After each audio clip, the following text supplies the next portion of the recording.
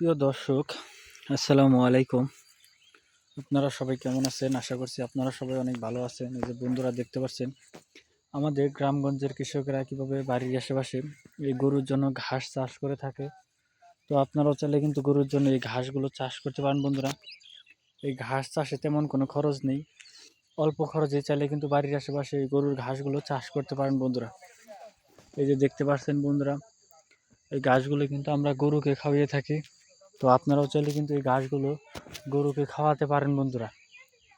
গরুকে এই ঘাসগুলো খাওয়ালে বন্ধুরা আপনারা অনেক উপকার পাবেন বন্ধুরা।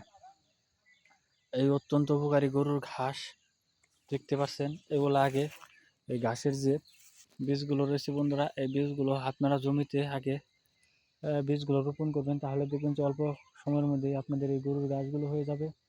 এবং সেই গরুর ঘাসগুলো আপনারা চাইলে কিন্তু খুব সহজেই গরুকেও খাওয়াতে পারবেন। এবং গরুকে খাওয়ালে কিন্তু গরু কিন্তু অল্প সময়ের মধ্যে কিন্তু মোটা তাজা এবং বড় হয়ে যাবে। এবং সেই গরু বিক্রি করে কিন্তু আপনারা কিন্তু লাভবান হতে পারেন বন্ধুরা। তো বন্ধুরা, এই অত্যন্ত উপকারী এই গরুটি কিন্তু আমরা নিজেরাই কিন্তু বাড়ির আশেপাশে চাষ করে থাকি।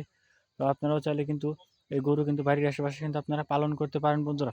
কারণ গরুকে এই বিদেশি ঘাস খাওয়ালে কিন্তু আপনারা লালন পালন করতে পারেন খুব সহজেই। তো বন্ধুরা, যদি আমাদের এই ভিডিওটি ভালো লেগে থাকে তাহলে বন্ধুরা অবশ্যই আমাদের এই ভিডিওতে একটি লাইক করবেন এবং কমেন্টে আপনাদের মতামত জানাবেন। ধন্যবাদ আপনাদের সবাইকে। আসসালামু আলাইকুম।